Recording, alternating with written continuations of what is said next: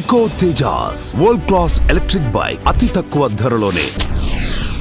Non banking finance కంపెనీల్లో లోన్లు తీసుకోవటం డేంజర్ అని తెలిసినా కొందరు వాటిని ఆశ్రయిస్తూనే ఉన్నారు. లోన్ యాప్ల దురాగతాలకు ఎంతో మంది జీవితాలను పోగొట్టుకున్నారు. అయితే సకాలంలో పోలీసులకు తెలపడం ద్వారా ఓ యువతి పెద్ద గండం నుంచే బయటపడింది. ఇంతకీ ఏం జరిగింది?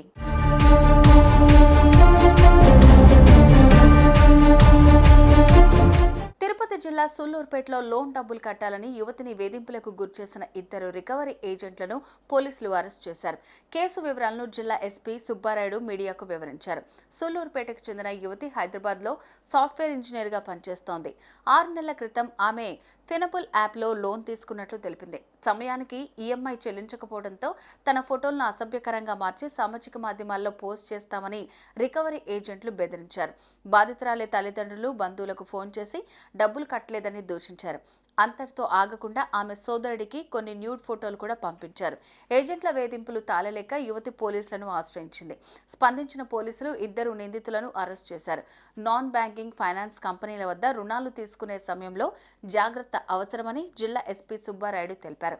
ప్రజలు సైబర్ నేరాలపై అప్రమత్తంగా వ్యవహరించాలని అన్నారు. ఫినబుల్ లోన్ యాప్ పై సైబర్ క్రైమ్ కేసు నమోదు చేస్తామన్నారు.